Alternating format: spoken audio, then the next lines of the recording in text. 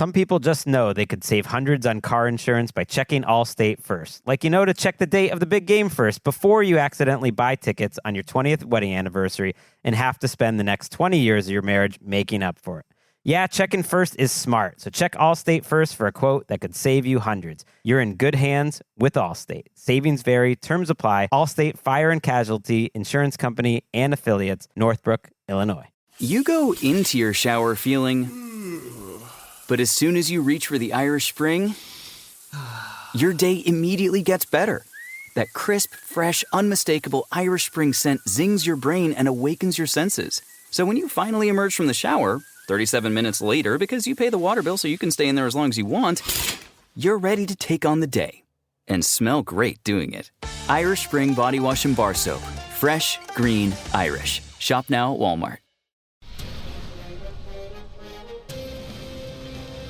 It's time for a Big Blue Kickoff Live. Nobody can ever tell you that you couldn't do it, because you did. On Giants.com. You know what I saw? New York Giant Prime. And the Giants mobile app. 17-14 is the final. One touchdown, we are world champions. Believe it, and it will happen. Part of the Giants Podcast Network. Let's go out there like a bunch of crazy dogs. Have some fun. Hello, everybody, and welcome to Big Blue Kickoff Live on a Thursday afternoon. John Schmeelk, Matt Citak. We arrived from the same tailor today. Twinsies. It is the Giants 100 seed, if you didn't guess. Talking Giants football with you at 201-939-4513. Giants getting ready to take on the Cleveland Browns on Sunday afternoon, 1 o'clock in Cleveland. And, Matt, we kind of said this last week, that there's no such thing as a must-win game in week number 2. Well, this is kind of a must-win game. If you start 0-3, any chance you have of making a playoff run is extremely small. Is it possible? Sure, but it's darn near impossible. There's only a handful of teams, I think 2 teams since 1990 that have made the playoffs after starting the year 0-3. So it's a real tough go to get there. So this is a darn important game for the Giants to walk away with a victory. Yeah, no doubt about it. And, while the focus is entirely on this Sunday and the matchup with the Browns, keep in mind, it is a very quick turnaround before the Dallas Cowboys are coming here next week on Thursday Night Football, primetime matchup. So the Giants, that's going to be obviously a very tough challenge for the Giants as well. So recent history against the Cowboys, not great. Yeah, and then you add in primetime against the Cowboys. Also not great. Yeah, so I'm with you 100%. This is as close to as you're going to get to a must-win game in Week 3 as you'll ever see. Now, and it's a game I think the Giants can win. The Browns are a good football team, first and foremost.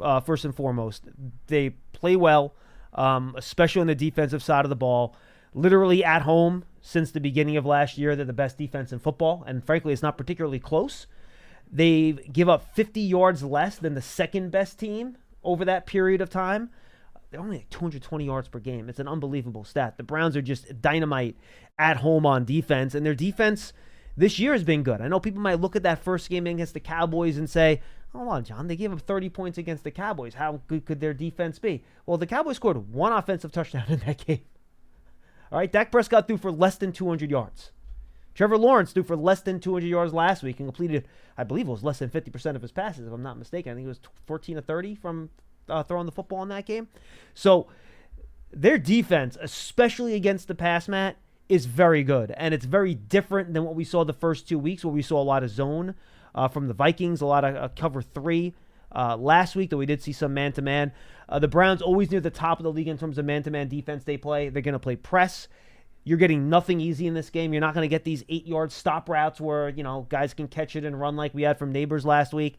They have Denzel Ward. They have Emerson. They're really good cornerbacks. They are going to play press man, and the Giants, through the passing game at least, and we'll get to the run defense in a little bit, they're going to have to earn every inch of grass that they get in this game.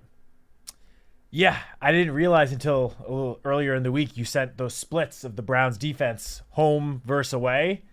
The Browns obviously have what I consider an elite defense. I did not realize how drastic the difference is between home and away for the Browns. Crazy. It's basically like 2 different units. And unfortunately for the Giants, they're traveling to Cleveland to take on this defense.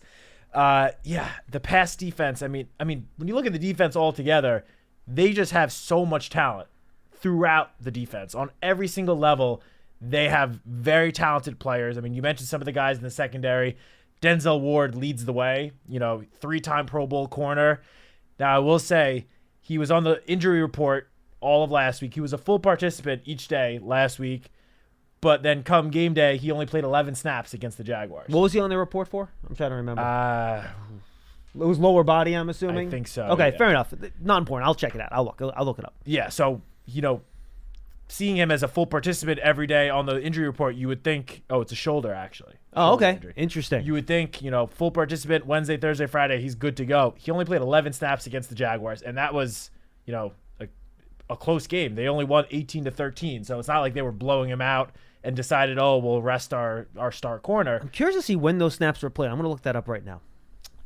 So he was a full participant again on Wednesday, and Kevin Stefanski, the Browns head coach, when talking to the media, said, they're hoping he can get on the field for more than 11 snaps, but from the sound of it, it doesn't at least sound like they plan on him playing, every single snap on defense.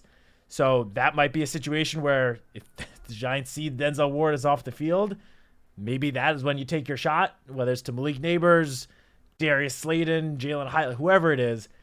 That could be an opportunity for the Giants to try to strike when their best corner is not on the field. But yeah, they have so much talent. If you look at their linebackers, J.O.K., Jordan Hicks, both very solid guys. We haven't even spoken about Myles Garrett. Oh, we'll get there. Who is, top, at the very least, a top 3 defensive player in the NFL. Last year's, defensive player of the year.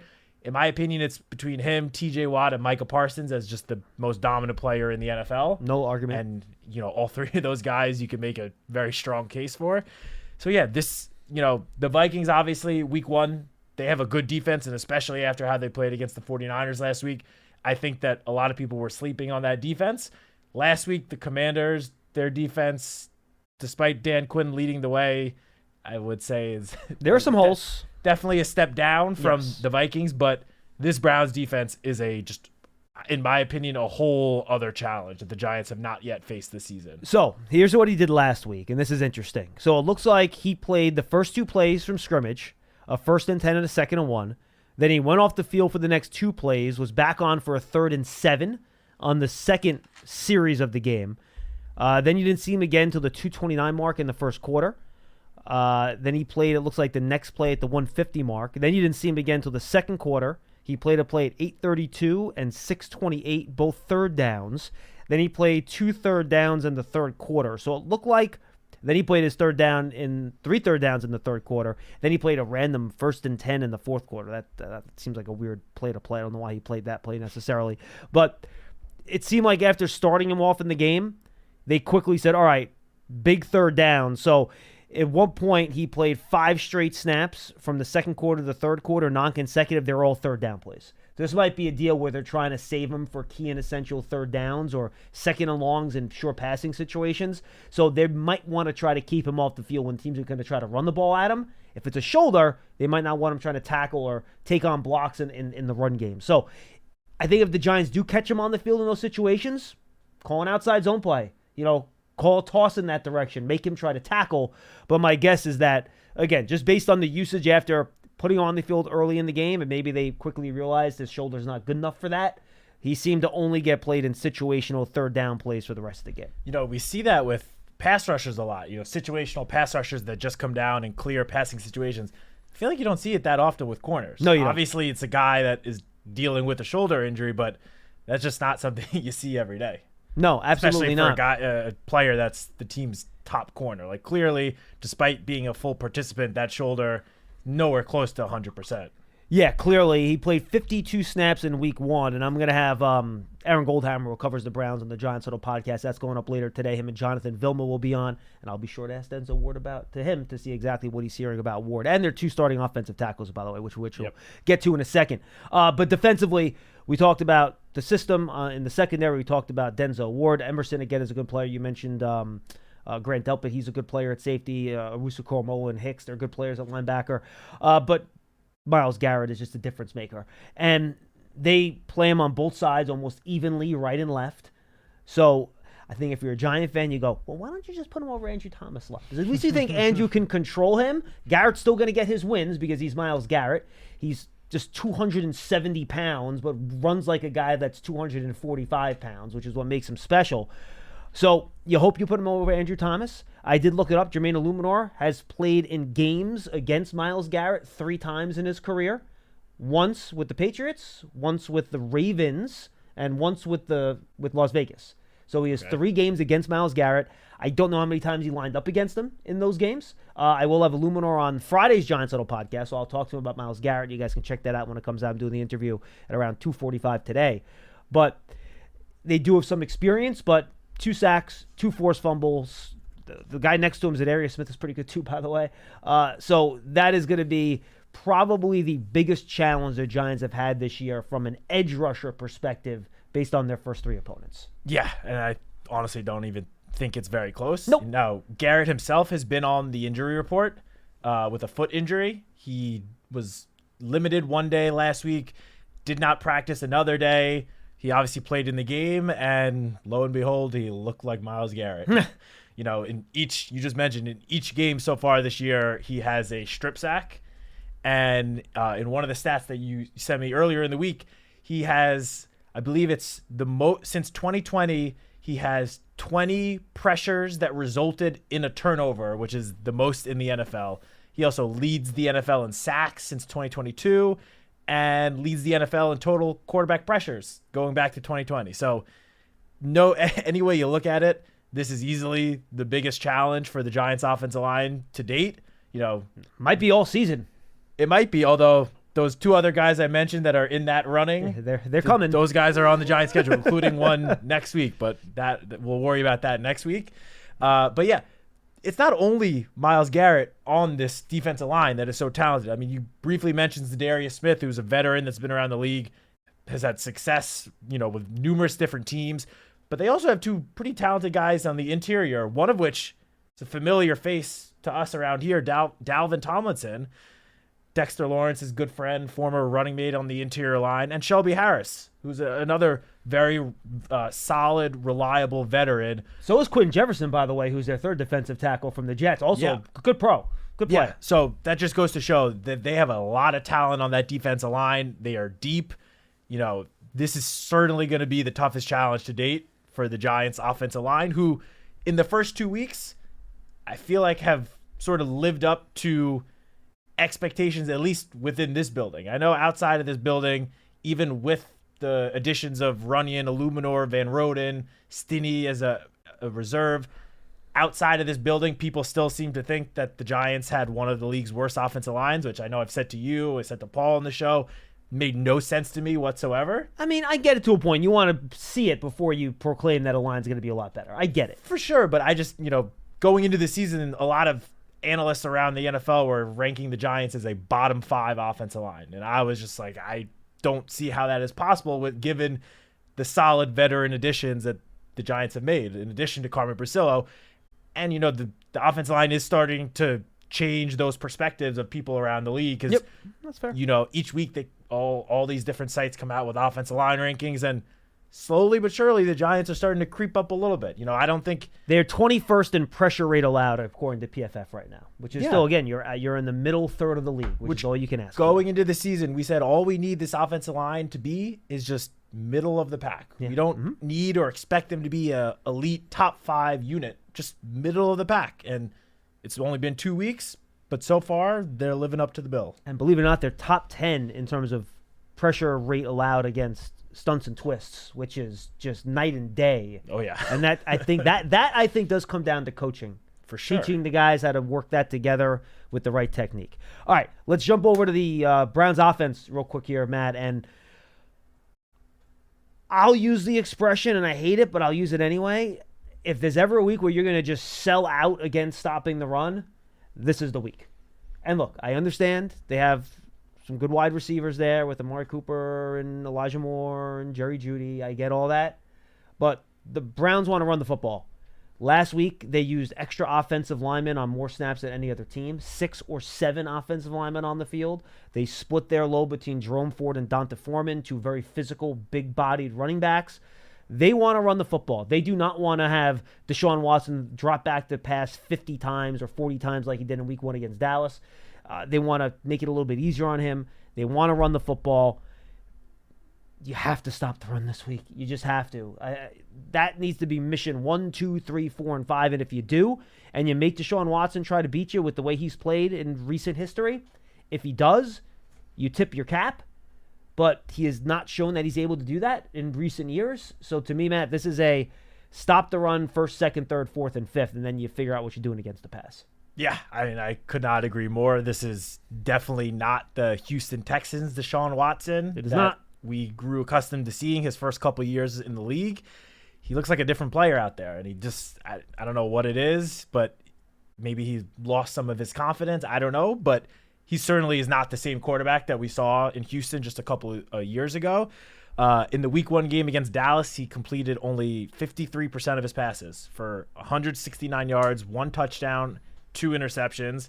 And then he was a little bit better against the Jaguars last week, but still completed almost 65% of his passes, 186 yards, no touchdowns. He did have, in each of those games, 5 rush attempts. In week 1 for 39 yards, last week for 20 yards, but a touchdown. So I agree with you completely that the Browns want to run the ball. They're going to make that their priority. But the Giants defense just needs to keep an eye on Deshaun as a runner. Somewhat similar to what, they faced last week with Jaden Daniels. Not quite to the same extent. I don't think Deshaun Watson will be running the ball, 10 plus times like Jaden Daniels did last week, but he clearly is still a weapon as a runner, and just something the Giants are going to have to keep a close eye on.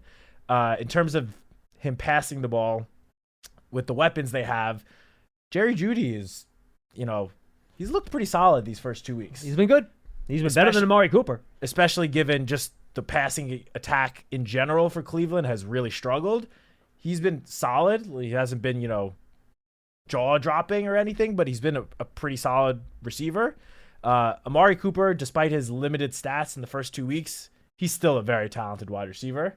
Like, if the Giants let him get loose deep, he's going to burn you. Any team, he's going to burn you for a deep touchdown.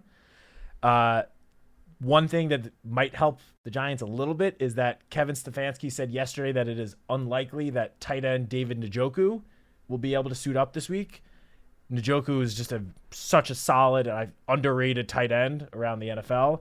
Got in week 1, had 4 catches for, I think, 44 yards before getting hurt. He didn't even finish the game. He's a good player. He didn't play last week, and yesterday Stefanski said it's unlikely he plays. Their backup, Jordan Akins, veteran tight end. I believe, didn't he have a big game against the Giants for the Texans a few years ago? I vaguely remember being mad at Jordan Akins about something. Was it him or Brevin Jordan? Oh, maybe it was Brevin Jordan. Those two were both there in Houston together, and they're like the same guy in my eyes. But clearly just not quite as daunting of a matchup as David Njoku would have been or would be. There's still a chance he could suit up, but it is unlikely according to Stefanski. So, yeah, the Giants definitely need to sell out to stop the run, which obviously in the first 2 weeks has been the Achilles heel of the defense. We spoke about it when were we on the show? Tuesday? Monday. Yeah. That the rush D was just getting gashed by Washington and by Minnesota the week before. So I agree with you. If there ever was a week to just completely sell out to stop the run and force the opponent to air it out and beat you through the air, this would certainly be the week. Jordan Akins, this is just me having to look it up. 2 games against the Giants, 4 catches, 37 yards. So not any big moments against them, but he has some production against the Giants in the past. Just some Deshaun Watson stats and some general Brown stats that I pulled off of various stat services. 13.8% on third downs this year. Second worst in football. I mean, that's pretty bad. They have not converted a third down of fewer than 4 yards. 30th in pass rating versus the blitz. A 24.4 passer rating against the blitz this year. So you wonder if the Giants might heat them up a little bit. 28th in the league in terms of EPA per dropback. 32 out of 32 qualifying quarterbacks on passes thrown past the first down marker. Just 27% of his passes have gone past the first down marker. I believe I just looked this up. He is 20, in terms of average depth of target, He is 24 of 32 quarterbacks with a 7.2 average depth of target. So since 2022, 37 of 39 qualifying quarterbacks in quarterback rating with just 78.2. So the quarterback play has not been great. He holds the ball a little bit, which is a problem. No quarterback has more extended dropbacks. This is Next Gen Stats had this of 4 seconds or more than his 20 this year, which is one of the reasons the Browns have 3 of the highest players in terms of pressures allowed this year are all on the Browns. 3 of the 6 highest. So we mentioned that their 2 offensive tackles have been hurt. Jedrick Wills and Conklin. Conklin's at right side. Wills is on the left side. We'll see if they play this week. James Hudson's been in at left tackle for them. He leads the NFL in pressures allowed with 12. DeJuan Jones, who was a second-round pick for them last year, I believe, in 2023 draft. He's played well at right tackle. He hasn't been a problem. But their center, Ethan Posich, I believe, he's allowed 11 pressures, which for a center is astronomically high. And then Joel Bitonio, who's a pretty good veteran guard at left guard, he's allowed 9 pressures. So whoever gets, if James Hudson ends up starting, whether it's Thibodeau or Brian Burns lining up against him, you got to win that matchup. You got to win it consistently. And then, of course, I don't know what they're going to do with Dexter Lawrence in the middle. So, again, when they do throw, you have advantages on the offensive line with these injuries on the Browns front. You got to take advantage of them. Yeah, you mentioned DeJuan Jones. He has a knee injury himself that made him miss yesterday's practice. TBD if he's able to suit up. So now you're talking about the Browns' top 3 tackles that are at least dealing with some sort of injury. Did either tackle Wills or Conklin practice yesterday? They both did practice. Okay. Conklin, I believe, was a full participant, which obviously you would think puts him in line to suit up. Wills was limited, and DeJuan Jones did not participate at all. I was thinking if Jones and Conklin are healthy, if one of those guys would move to the left side or not. Because both those guys, I think, have only been right tackles in their NFL career. So we'll see. That'll be interesting. Yeah, but, I mean, you mentioned all the pressures allowed from the Browns' offensive line. Deshaun Watson's been sacked 8 times in the first 2 weeks, which is 4th in the NFL. There are 3 teams that have allowed 9 sacks, and then the Browns are right behind them with 8 sacks allowed. So that offensive line as you mentioned, has not played great. Some of it could, definitely falls on Deshaun Watson, but this is a great opportunity for the Giants pass rush, especially Brian Burns and Kayvon Thibodeau, to really, get going. And, Kayvon Thibodeau was on the injury report yesterday with a shoulder injury. Shane Bowen and Coach Dable both just spoke to the media, and they said that it should not be an issue for Sunday. They don't think that it will hinder him. He'll be out there. So that is encouraging to see. But yeah, this is a big game for the Giants' 2 edge rushers to hopefully, finally get that first sack of the season, which, at least in Burns' case, honestly, he had his first sack of the season against Washington, and it got taken back because of we'll call it a questionable pass interference call on Adoree Jackson. If that call wasn't made and Burns has a sack, I feel like the narrative around Brian Burns' first 2 weeks would be a lot different. He's also forced 2 offensive holding penalties, too, in those games. Yeah. Mm-hmm. I think the underlying metrics show that the Giants' edge rushers have been at least a little bit better than they're getting credit for. I know people care about the sacks, and they definitely need to get sacks, but I will get Dan Salmon down here right now to argue with you about sacks and pressures. I don't need him to go on his rant about pressures. I've already heard it a million times. Pressures do matter, though. I mean, as we talked about with Myles Garrett, he has 20 turnovers from pressures in the NFL over the last 4 seasons, which is the most in the NFL. So pressures are predictive, right? You use pressures because they tell you the underlying way a guy's playing. Sacks obviously impact the game a ton more. You have a sack on a possession, that team 80% of the time is not going to score in that possession. So sacks impact the game more, obviously, but I think when you're judging a player's effectiveness, you want to look at pressures because a lot of times sacks can be out of a player's control. And by the way, it doesn't seem like it, folks. I'm going to double check my number because I looked it up earlier today and then I forgot what the number was, but I believe that after week 2, the Giants were top 10 in the league in terms of pressure rate on opposing quarterbacks. Yeah, Giants 7th in the league this year. 39% pressure rate on defense. So they have gotten more pressure on the quarterback than you think, just because the sack numbers weren't there in week 1. And I would say last week's sacks were kind of unconventional. They weren't by your guys up front. They were kind of by linebackers or safeties, blitzing, things like that. So the pressure's been pretty good. You just haven't gone, at least in week 1, the sacks average. You did get 5 sacks last week, which is obviously very good. So just something to keep in mind here. I have a quick question. Forward. Yeah, what do you got? Did Dex in the first game, remember he hit Darnold's arm, which caused the interception? Yes. Does that count as a pressure and like a QB hit? I believe that counts as a QB hit. It should. He hit the quarterback as he hit the ball. So that should, unless he just hit the ball and didn't hit the arm, then it would probably just be a pass deflection. But I think he did hit his arm in that. So I imagine Dexter got a quarterback hit. Yeah, credit I for would that. think so. And just real quick, going back to the whole debate about pressures, even though I should be having this debate with Dan, but yell into the clouds. If it is Citak, yell into the clouds. Just hear me out. If it is a third down play, and the quarterback drops back to pass, and he gets pressured, and he's forced to throw the ball away, and it forces 4th down and a punt, is that not basically the same thing as a sack? Obviously, not all pressures are created equal, but just to say that pressures overall don't matter, to me, is just kind of ridiculous. I want him to burst through the door like the Kool-Aid guy right now. Like, pressures don't matter. Oh, yeah.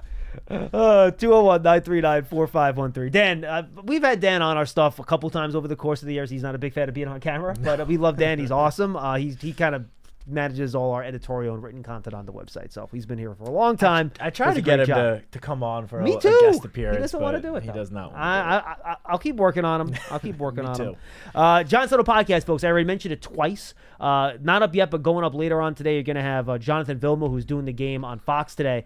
Really good conversation, because he had the Giants in week 1 too. So he actually got to talk about how much progress he saw from the Giants in week 1 to week 2. He diagnoses what went wrong with the defense last week, and we talk about the matchup with the Browns. And then we're going to have a quick look inside the Browns and kind of what the challenges they provide and some of the injury stuff that Matt and I have talked about today. We'll try to get some more insight on who might play, who might not play, and a couple of the key matchups in that game. And then tomorrow we're going to have Jermaine Illuminor, and we're going to have head coach Brian Dable on. So that'll be only on the podcast platform. So remember, go subscribe for the Giants Huddle podcast on your favorite podcast platform. Search for Giants Huddle, or just search for Giants Podcast Network. That's what the podcast feed is now labeled, that the Giants Huddle podcast is on. The audio will also go to YouTube podcasts as well. Yes, it'll be on YouTube. They have the audio only on the top of the Giants page on YouTube. You can go check that out as well. And we've been doing, I haven't mentioned this on this show, by the way. We have been doing draft seasons for the past 6 weeks.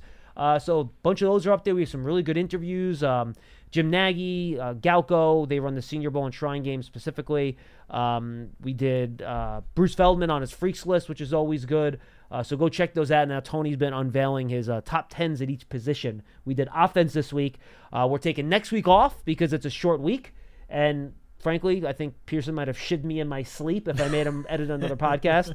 But we frankly don't have a lot of time next week, folks. We have 3 days to get ready for a football game.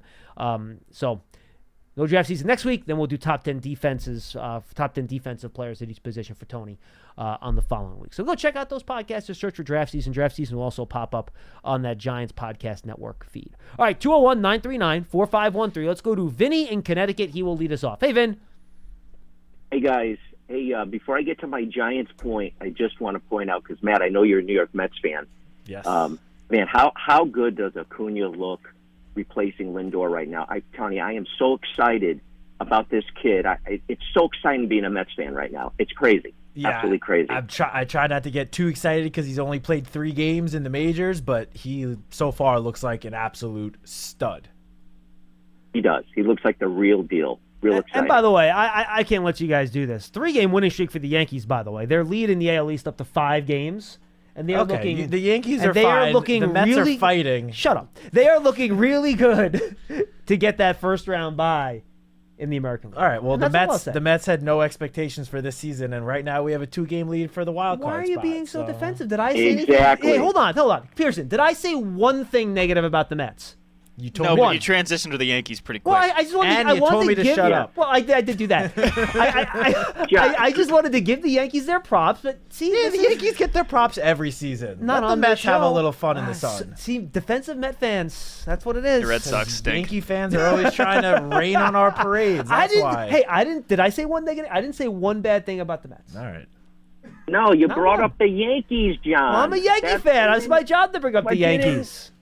You didn't need to do that. All right. Anyway, Both teams can be good. That's a good thing, right? That is true. onto my Giants point. Yes. I want to. I do this season so far. And I know how many Giants fans, especially Wilson, can agree with me. But I do see this as the glass being half full, not half empty. And here's my point. I called in about a week ago, spoke to Madeline and Sean asked a very good question. It was after the Minnesota game, and he said, what was your he was saying this to everybody, what was your expectation going into that game? And I thought that was a very good, solid point because, after last year's debacle season, what kind of expectations do we have moving forward? My expectation, quite frankly, was very low. I just wanted to see the offensive line look better. That's all I wanted to see. And I thought in that first game they did. The downside is, I'm a huge DJ fan. I've been a total Jones fan from day one, and he looked so bad. It was awful. So going into the Redskins game, what was my expectation? Commanders. My expectation was that Jones had to play better. They couldn't lose that game because of him or because the offense couldn't move the ball. So that was, I wasn't expecting a win. I just wanted to see DJ play better, markedly better, and move the ball downfield. And that's what they did. I understand, Vin. I understand not expecting a win, but the games only get harder from here, and eventually you got to start putting W's on the board. You know what I mean? Yeah, hold on. Hold on. It gets better. Okay, it gets better. So, the offensive line I felt improved from week one. DJ played a lot better from week one. Absolutely. Was he great? No. Was he good enough that they should have won that game? Absolutely. And they didn't lose because of the offense. Yep. No way at all. Okay. So going into week 3, what is my expectation against the Browns? Listen, I think they're going to be in this game. I do. Well, the Browns can't score, Vin. They should be in the game. They're going to be in this game. They're going to be in it right to the very end. The difference is going to be, I don't think because of how well the offensive plays. I think we're going to see the offense continue to get better. I think we're in the same predicament we were years ago when they started 0-2 because of the defense. If you remember, I can't remember what year. The year they won the Super Bowl, actually. When they started off 0-2. 2007. It was 2007. Yeah. It was Steve Spagnuolo's first year. They got There you go. lit up by the Cowboys and the Packers the first 2 weeks of the year. That's right. So you're talking a new defensive scheme, new defensive coach, and defense just takes longer to gel than the offense does. It just does. It takes longer. And I just feel like, is this going to be the game where the defense starts to look better? I certainly hope so, and I think it's very, very possible because I don't look at Cleveland as an offensive juggernaut. I just don't. Well, Vin, it has to. The defense needs to step up in this game because I'm going to warn Giant fans ahead of time. I'm putting the PSA out there, Vin. It's not going to look good for the offense this week, okay? And it has nothing to do with Daniel Jones being bad or the offensive line, taking a step back or any of that. The offense is not going to look great this week because the Browns' defense makes all offenses in their home building look bad. That's how good they are defensively. Now, you can't turn it over. You can't give the Browns' offense short fields. If you punt it and you win the field position battle, you take that as a win a lot of the time. But it is going to be a rough slog this year for the Giants' offense just because that Browns' defense is so strong. I don't know why I feel so positive about this game coming up. I don't know. And I didn't feel good about the last two as we were heading into it. But this, I feel more positive about this game coming up than the last two. So I'm not predicting a win. And just one final thought on before this season even started. Wins and losses for this year. I mean, yeah, you want to win because it feels good. But we were never going to go into the playoffs. And we are not going to win a Super Bowl this year. So all you're looking to have happen this year is you want to be able to say, wow, we finally got our offensive line, okay, and we're now making deep passes that we're connecting. We're moving the ball, and that's, I know it's a very low expectation, but you can't have a high one after last year. Last year was not awful. So anyway, those are my thoughts. No, good stuff, Vin. Appreciate the call. And Thank you. I agree with this point that a huge key this year was making sure the offense was better. And it was clear they put the resources into in the offseason, whether it's Malik Neighbors in top 10, the additions to the offensive line. That was a large goal for them this year. And yes, that's a big part of the goal. Agree 100%. You would like a couple W's along the way, though. That's all I'm saying. No, look, you want to win football games. That is the whole point of, everyone that shows up to this building every single day is to do their part to help the team win football games. Yeah, the first guy that would get annoyed if you said to him, if he didn't win, it's okay. The offense looked good. Brian Dable would be furious. He would not want to hear that. For sure. I mean, this is a results business. Yes. Everyone knows that. You need to win football games. At the same time, though, even if the season ends and the Giants don't win that many football games this year, I don't think that means that you can't take any positives from the season and put that towards foreshadowing next year. Of course. No matter what happens this season, there will be some positives to build on. Obviously, you want to win football games, and do not, get me wrong here. Obviously, that is the whole point of what we do here. But there are definitely some positives, even from the first two games with the Giants losing. There are positives you can take from those two games. And those are the things you need to continue to build on and keep on getting better so those good things turn into great things. Hopefully this season, but even if it's not this season, for the future. Nope, agreed. I mean, especially some of the play that we've seen from some of the young guys on this team, I think is very encouraging, regardless of the outcome of the games. Let's go to Tim in Charleston. He's up next. Hey, Tim. Hey, John, Matt. How you doing? We're good. So, good. I didn't call to today because I had to wait until Thursday to get back to the optimistic Tim side of the ledger a little bit. So I don't want to. The only thing I want to mention regarding last week is, John, is just I have one bone to pick with a point you made. Okay. And that's about if the Giants had scored 1 or 2 points more, you made the point that there still wouldn't have been enough points to win. But my point would be if they had scored 1 or 2 points more when it was 18, or it would have been 19 or 20-15, Washington might have elected to go for it on fourth down rather than kick that sixth field goal. So and that's obviously hypothetical and subject to debate. So we don't have to debate it. No, but I hear you weren't allowing for that. Is the only, no, Tim. And that's fair. I didn't think about how the Commanders might adjust their strategy based on it. But I'll say this too. It's a good chance based on how the game went, there's a good chance the Commanders make that fourth down and score a touchdown on that drive instead of kicking a field goal. So who knows? But you're right. Fair point. No argument. So as far as this game and the rest of the games go, going back to before the season, the thing I was worried most about, and I said it a couple of times, was the run defense. And, and you said it before, and I agree 100%, is that in this game, they have to be able to stop the run, whether it's, 3 safeties. I don't know. I mean, if I feel like the offense will be okay. I mean, I know Cleveland's defense is really tough, but I think our offensive line, with the weapons and everything, if they give Jones time, we should have some production. So I'll say that. And then, so if the defense then can stop the run, I'm willing to roll the dice on our secondary. And I'm calling 2016 Giants. So maybe Giants in the under, if you could say that. No, and, Tim, I think that will be the range of the score in this game. I don't know what the folks out west are predicting in terms of the total points scored in this game, but I don't think it's going to be very high. Unless both defenses score touchdowns. Or special teams. Or special teams. Correct. And, John, I will say one more thing is, yes, the Yankees are in first place playing for, the bye and everything, but they're just boringly good. the Mets are exciting overachievers, and everyone loves exciting overachievers than teams that, than teams that have won 27 championships. You know what I'm saying? It's been a while, Tim. Yankees have not won a championship in quite a while, and they do have a player right now that is literally having maybe a top 5 offensive season in the history of baseball. That's pretty exciting.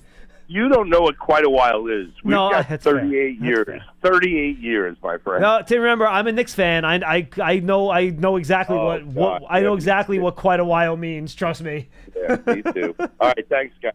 Thank you. Pearson, you have some snarky going to say over there? What does quite a while mean? What, for the Yankees? No, just for championships. I mean, I think if you're over 10 years since a title, I think that qualifies as it's been a while. All right. It's been over 10 years. Yankee fan over 10 right years there. is a while. I didn't say a long time. It hasn't been a long time, but it's been a while. For Yankee fans. 15 years is a while. Almost any other team in the league would take, it being 15 years since their last World Series. Almost half of Major League Baseball has won a World Series since the Yankees have. Almost half. Is that true? Almost. Or at least been to a World Series. Well, that's been to a World Series is different. The Mets went to a World Series. I don't care about the World Series trip in 2015 because the Mets lost. I think the only repeat champion since the Yankees won in 2009 has been Boston, right? What about, didn't the Giants win 3? San Francisco Giants? Have they won 3 since 2009, did they? Yeah, every other year for like 6 years. So it's definitely not been half the league since the last Yankees World Series. Giants won a ton. They really won 3? Think so. And you're talking about Judge's year, which is great, but he won MVP 2 years ago. So please, gosh, you are so antagonistic about this. Because you're just the Mets are fun. Let me have my fun moment. I'm not taking anything away from you. Why do you think I'm attacking the Mets? I'm just pointing out that the Yankees swept the Mariners and they're gonna get the 1 seed in the American they're doing League. Exactly what everyone expected them to do. They didn't make the playoffs last year. Which that was going against expectations. Yeah. All right, this is too much baseball talk. Yes. My gosh, just let it go. All right, let's go to Scott in New Mexico. He's up next. Hey, Scott. Hey, guys. Matt, just so you know, I lived in Flushing, and I was a Mets fan when Cleon Jones was there. They had the best starting 4 in the league. They had Tug McGraw coming off the bench, best relief pitcher, and unfortunately, Ed Kranepool just recently died. They had one of the most exciting teams to watch. So if anybody's going to take it out on you, just let you know that I was a Mets fan as well. I'm jealous you got to see that. I did. And I actually was at the championship game, too. So it was kind of exciting to watch them. That's awesome. Yeah. Couple of things. First of all, on a personal note, I just want to let you know this will be the 3rd year I'm giving to the J Fund in honor of BBK. So, well, thank you, Scott. We appreciate that. That is really awesome. And I encourage other Giant fans, if they look into it, to do it, because it is a wonderful charity. I'll get to my main points now. One of the things that is disturbing, and I don't know if it is or not, I've heard the lambasting all week of Brian Dable and some of the decisions he made. One of the decisions he made last year sort of cemented some things for me when in the Dallas game, it was 40-0, and he left Daniel Jones in the game, and no possibility of winning or doing anything. And when he was asked afterwards, he said he wanted to see if they could get a touchdown or words to that effect. I'm saying even if they got a touchdown, it wouldn't make any difference because they're going to play a totally different opponent the following week. And this is after Andrew Thomas was obviously injured. So why would you risk your starting quarterback? And it sort of soured me a little bit on Brian Dable. Scott, I totally get what you're coming from now. I understand your perspective. I'm not even telling you your perspective is wrong. That's just what some coaches do, man. Tom Thibodeau does the same exact thing for the Knicks. Other coaches in other leagues, they want their guys out there, and they don't believe in pulling guys at the end of the game. It's just the way that certain coaches operate. Right or wrong, I'm not saying it's right or wrong, but Brian Dable is not alone in that conversation. I didn't say he was, but it's sort of what some of the decisions, again, that he got called out for this week. But I also think there's a maturation process even to starting head coaches. Having not been a head coach, I can see where he's starting to mature, I guess is the word I would use. So I'm encouraged by that, and I'll make another bold prediction that Matt's already addressed. I believe this starting 5 offensive line is going to be in the top 12 by the end of the year. They are better than I could possibly imagine, and I think the benefits of getting the players they got has really enhanced their ability to pass block. Now they have to show that they can do some run block, and they did that last week. And as I've illuminated so many times, you have to be able to run the football and stop the run. I will reserve that. I will reserve my comment on that, Scott, until I see them go up against what I would consider is to be a top front, and I think that kind of starts this week against Cleveland. Then you're going to have Dallas, so you're going to have some really good fronts coming up. The Steelers have a really good front, and then I think we'll get a better feel for exactly how good this. Well, I watched the Dallas game against New Orleans and the Giants simultaneously. And I don't know if their line is everything it's cracked up to be, looking at the game, because Alvin Kamara just tore them apart. So run defense, no. Sure pass rushing, yes. They are good pass rushers, but they cannot stop the run. Right. And so my query is really this. In regards to how the Giants are playing offense, I think they're doing it well. But I have some reservations in how they're addressing some of the issues. Specifically, Malik Neighbors, who was targeted 18 times. I think the guy who holds the record is Brandon Marshall. I think he was targeted 28 times in one game, I think 2010 or so, and he caught 18 or 21 actually, and they still lost the game. I think it was 22-16 against Indianapolis. So here's the danger, I think, in actually picking out one player at the expense of maybe some of the other players, even though Wan'Dale Robinson scored a touchdown. Do you need to distribute the ball a little bit better in order to have a more balanced, cohesive unit as far as your passing game? And I don't know if Brian Dable is going to do this all year, but if he did it all year, just for argument's sake, you could see Malik Neighbors getting 120 catches easily if you just, extend it. Based on the performance. But I'm wondering, is that the smartest way to attack and have a balanced offense? So I wanted to get both of your opinions on whether this is a good idea. And I was amazed, to be honest with you, that Dan Quinn sort of single-covered him. It looked like, unless there was a safety supposedly coming off the top, but it looked like he was single-covered on a lot of the plays that they were throwing the ball to him. So is this a good idea for them to do or take the tact to just target one receiver at the expense of some of the others? Because they want to develop Jalen Hylett too. And how can they do that if they're doing what they're doing? So I just wanted to get your opinions about it, and then I will take this call. Thank you, Scott. Because I have some place to go, but thanks again. Citak, why don't you take this Scott. one? What do you got? All right, well, first of all, when the Giants selected Malik Neighbors with the 6th overall pick, just about everyone kind of expected him to lead the team in targets, be the leading receiver. Like, I don't think there's anyone that was thinking otherwise heading into the season. That's why you pick a guy 6th overall. Yes, 100%. Now, about this last game on Sunday, yes, he had 18 targets. He had a target share of 60-something%, which is unheard of. Highest ever, right? If I'm not mistaken. I believe so. Yeah, at least in the NFL Mm-hmm. this season. Now, I believe Brian Dable spoke about this, and Mike Kafka, right before we came on air, certainly spoke about this, that a very big reason for that was due to the matchup. John and I spoke last week about the Commanders' secondary being, struggling a little bit, not having a ton of very talented pieces in that secondary. Clearly, the coaching staff went into the game saying, Malik Neighbors is our best weapon on offense. We are going to feed him the ball in this, what we consider to be a positive plus matchup. And it worked. He had 127 yards and a touchdown. I don't expect Malik Neighbors to get 18 targets every single game. I don't expect him to have a target share of 60-something% every single game. In fact, I would be, willing to say pretty confidently that those numbers will be a lot lower this week, especially if he is matched up against Denzel Ward a lot. We don't know how much Ward is going to play, as we spoke earlier, but if Ward's on the field a good amount and he's matched up against Malik Neighbors, I don't think those numbers are going to be even close to 18 and 60 whatever percent. Even in that game, Wan'Dale Robinson caught a touchdown. The other receivers did not get as involved as I think the coaching staff probably would want on a weekly basis, but I don't expect what happened last week in the passing game to be the norm moving forward. I do fully still expect Malik Neighbors to lead the team in targets, receptions, receiving yards, receiving touchdowns, all of those stats.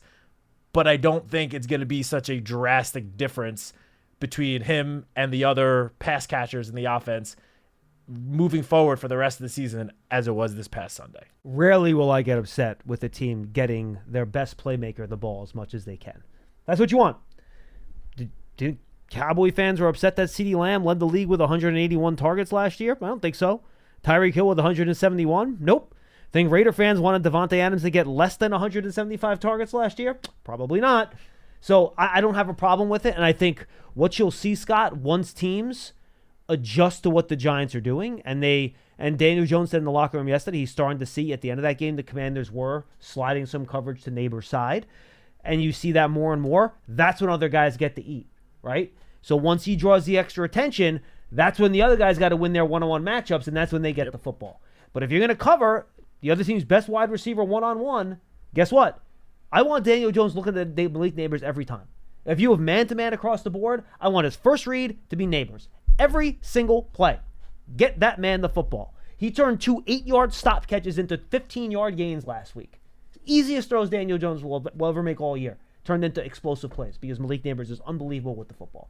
Get the ball to your best players. Yeah, and if you look at any team across the league with their number one receiver, the guy that has the skill set of Malik Neighbors, which, obviously there are some very talented wide receivers across the league, I would say just about every single team would force feed that guy just as many targets if he was getting one-on-one coverage basically all game.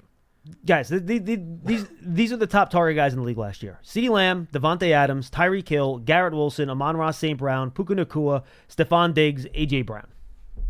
If you have a really good receiver, get him the football. That's what you do. 201-939-4513. Barry is in Indianapolis. Barry, what's going on? Hey, John, what's going on, buddy? What's up, Barry? Hey, How are look, you?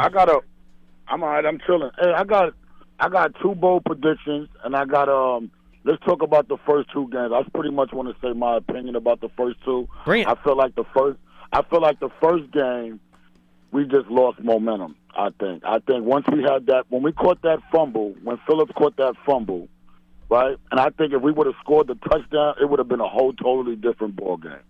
We lost to that Washington game because of our kicker. Not trying to blame it on him, but if we had somebody that was solid, that could kick every time that we went down the field, we would have been up. So the first 2 games, look, you lose some, you win some. Now, Barry, I will say, in my opinion, I think the defense was a much bigger problem in week 2 than the kicking issue. That's my opinion. Okay. But that's me. Okay. But I feel like if our kicker was there, it would have been a totally different ball game. I feel like off that fumble off the first game, and then plus that defensive pass interference that they called on Jackson, that changed the momentum of the whole game. And by us not scoring off that fumble recovery, it changed it. It changed the whole game. No, we had him on third down. It called a defensive pass interference on Jackson. That changed it. It changed, especially when we didn't score when we caught that fumble recovery. So, I got you, Barry. So the first 2 games, look, they watched videos, we practiced, and I'm pretty much certain they know they was a better team anyway. I feel like the Giants is a better team. Yeah, a lot of people ain't going to give credit to, but as far as that offensive line, very improved for like 8 years. Okay, Daniel Jones started with no offensive line. Okay, we're not giving this guy no credit at all. Okay, I like Daniel Jones, and he made me a believer in the playoffs against Minnesota. Now, is he the same person? He might quite not be the same person, but at the end of the day, he is the same person. So I'm not taking nothing away from the Giants. They could be non-believers all they want. I still got faith in my team, bottom line. Got it. What are your 2 bold predictions, Barry? I feel like we're going to beat Cleveland. We're going to beat Cleveland this week, and we're going to turn it around back in New York Thursday night against the Cowboys. I think it's going to be a totally different Giants starting with Cleveland Sunday at 1:00. 2 straight wins. I like it. Good stuff, Barry. Go ahead. I feel 2-2. I guarantee you. I bet my CDL on it. All right. Sounds good. Barry, good stuff, man. And by the way, I do not love the situation with Dallas. They're 1-2. I mean, they're 1-1. But they're playing an 0-2 Ravens team. Does anyone really think the Ravens are starting the season 0-3? I mean, that's going to be a very good game. My guess is that Baltimore beats Dallas this week. I just can't imagine Baltimore starting 0-3. I would be shocked by that. And then you got Dallas coming off 2 losses, a little chippy, coming into Thursday Night Football next Thursday off of 2 straight losses and losing. The only thing I don't like the math there. The only thing I'll say is I feel like both the Cowboys and Ravens are going into this weekend's game as thinking this is a must-win game for them. You think Dallas must win? I think that's how they are going. It from what I have just seen from players. You aren't speaking listening and to Jerry stuff. Jones again, are you? No, not him. I listen more to the players, but just That's after fair. after the shellacking they took from the Saints, It was a shellacking. they definitely feel like they need a bounce back. I agree with that. That's fair. So you never know what could happen in that game. All right, let's wrap up with Elliot in Puerto Rico. Elliot, what's going on? Hi, John. Hi, Matt. How are you guys? We're good, Hey, dude. what's How up? are you? Last time that I called, it was Matt was there, and it was the day of the Fan Fest. By the way, I went to the Fan Fest, and it was amazing. That's great. I didn't even want to call this week because as a fan, that's short for fanatic, I decided to be a fan. I'm not happy with the first 2 games. With the outcome of the first 2 games, but Understandable. I was listening to the show yesterday, and because there's a lot of callers that were asking for another people's job, and I think that's very disrespectful. I will never, ever. It's like calling to the franchise, to the team, to the main officers and ask there. I don't like John's work, so hopefully he's not there on Monday. I appreciate you not doing that, Elliot. Thank you. I don't, John. I've been working in the same company for 32 years. I was 20 when I started working with my company, and I've been a fan of the Giants for 40 years, and I'm 52. Why? Because at 12 was the first time that cable TV was available in Puerto Rico. So I decided to be a fan always and put the team first. Instead of being a fanatic, and after 2 games, start calling the program and start asking that Dable should not be the coach of the Giants, and he's a disgrace, and man, some people need to stay out of social media. No, that's true. Because I don't remember who was there yesterday. I think it was Madeline and Sean O'Hara.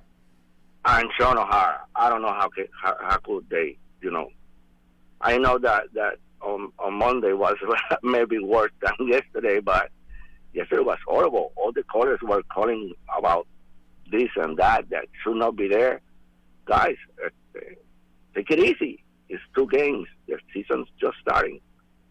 And be respectful with other people's job. Thank you for taking my call. Thank you for letting me venting. And go Giants. Thank you, Elliot. And look, thanks, Elliot. Fans, be upset. Call up, vent. That's why we're here. It's all good. But I know and I've said this on the show before, so this is not anything. If you've listened before, you've heard me say this. I know some fans get frustrated. They're like, oh, you guys never say anything negative. Guys, look, here's the bottom line with the way I handle this, and I've told you guys a million times. I'm literally going to walk out of this room. I'm going to walk down the hallway, and I could see Daniel in the cafeteria. I can see Brian Dable in the cafeteria. I can see any number of the coaches in the cafeteria. They know me. I consider them friends. I cover them objectively and how they play on the field. I will never ask for someone that I work with to lose their jobs. That's not what we do here. Nope. So that's just, it is what it is. As a human being, I'm not going to do that to somebody that I know and have respect for as people. I'm just not comfortable doing that. I'm not going to do that. And no one else on the show is going to do that. We are going to talk about how the team needs to play better, the performance on the field, all those things. And if you guys want to call up and vent your frustration, that's fine. You guys know I don't screen calls. Even Charlie, even Wilson. Pearson, do I ever tell you not to take calls from anybody unless someone curses? No. Only if they curse. That's the only time I That's give correct. people little breaks before they can calm down. They have to call back. So For those of you that are new, I wanted to give that little spiel. But for those, I know people that have been with us for a while, they've heard that before. But that's the way we approach things, and that's how we're going to do things moving forward. That's it. Yeah, I agree. Anything else, Citak, on the game before we say goodbye? I guess just my final thoughts on the game. We mentioned how important the run defense is going to be this week, and that goes without saying. It needs to improve from the last 2 weeks. Cleveland wants to run the ball. The Giants need to stop the run, but I think almost equally as important will be the Giants establishing their own run game, because we talked about how talented the Cleveland pass defense is, and that goes for their pass rush and their secondary, both filled with talented players. The Giants need to carry the momentum in the run game that they had last week with Devin Singletary, who had an underratedly very solid game. I know he had the fumble, but he averaged, almost 6 yards per carry. He was fantastic, yeah. He had the touchdown. He forced 10 missed tackles. He also leads the NFL in missed tackles forced this season. So really? Leads the NFL? I didn't know that. Leads the NFL. It's a good nugget. And he averaged like 3.5 yards after contact as well. So just as important as I think stopping the run this weekend will be, I think the Giants establishing their own run game, which will then also help open some things up in the passing game, I think is just as important. So we didn't really talk about Devin Singletary or the run game at all today. So just wanted to get that quick final thought in. Now, good addition. And the Browns against the run this year, 26th in rush yards allowed per play, just under 5. And they are 23rd in EPA allowed per rush. So if they do have a weakness, at least the first 2 games this year, it has been their rush defense. And it's not like they played a great rush team in Dallas in week 1 with Rico Dowdle and Ezekiel Elliott and Deuce Vaughn. Or the Jaguars. And Travis Etienne has not had a strong year to start the year either. So no, and this goes back to last season too. I mean, again, their defense was great last year overall, but similar to the first 2 games, if there was a weakness in their game last year, it was the run defense. Yeah, they were kind of middle of the pack in run, while they were first and second in almost all the passing categories. So I'm with you. I agree. I think this is going to be a slog, folks. One interesting stat, you know the Browns do not have a takeaway yet this year? I did not. That is surprising. That makes me nervous. Especially with Myles Garrett having 2 strip sacks already. Correct. That makes me nervous. No takeaways for the Browns this year. I do not like that stat because takeaways tend to come in bunches, and they're kind of cyclical. They just come eventually. I hope it's not this week, because that's the easiest way for the Giants to let this game get out of hand. If you give them short field position, defensive score, and you guys aren't going to like what I'm going to say. Punting's okay in this game. You can live with it if you punt. Let Jamie Gillen play the field position battle a little bit. Try to force Deshaun Watson into some turnovers. He holds the football. Let your pass rush get home. You get those takeaways. You get the ball deep in their territory, but you have to protect the football in this game against a very talented Browns defense. Make Deshaun Watson go the length of the field. Watson, not the run game. Make Deshaun Watson drive the length of the field. Do not let them run the ball up and down the field on you. Ford and Dante Foreman are 2 solid NFL running backs. If you give them room, they will take advantage of it. Make them pass the ball to beat you. Do not turn the ball over. If you do those 2 things, I think you'll have a decent chance of walking away with a victory. Win time of possession. You know what, though? If you do the things I talked about, Pearson, you will. 100%. Unlike last week when you had 7 offensive possessions and you didn't give your offense much of a chance. Yeah, I mean, if this game is as much of a defensive battle as we think it easily could be, then the battle of field position is going to be very, very important. So Jamie Gillen could end up playing a very important role in the game this weekend. It could, absolutely. I'm looking for the number here. Do I have it? 43.5, it looks like, is what the people out west have in terms of an over-under. So that's a little high for me. So, but that's where we're at. Guys, thanks for being with us. Big Blue Kickoff Live, presented by Cadillac, official luxury vehicle of the Giants. For Matthew Citak, I'm John Schmeelk. We'll see you next time, everybody. Some people just know they could save hundreds on car insurance by checking Allstate first. Like to check the date of the big game first before you accidentally buy tickets on your 20th wedding anniversary and have to spend the next 20 years of your marriage making up for it. Yeah, checking first is smart. So check Allstate first for a quote that could save you hundreds. You're in good hands with Allstate. Savings vary. Terms apply. Allstate Fire and Casualty Insurance Company and Affiliates, Northbrook, Illinois. Life is an act of constant reinvention. That's true for you and for cars. Nissan reimagined the all-new Kicks around you. The Bose Personal Plus sound system with speakers in the headrests keep you in the groove, while the Nissan Safety Shield 360 technologies keep you safe. If Nissan reinvented the Kicks, you can reinvent yourself. Drive the all-new, reimagined Nissan Kicks today. Available feature. Bose is a registered trademark of the Bose Corporation. Nissan Safety Shield technologies can't prevent all collisions or warn in all situations. See Owner's Manual for important safety information.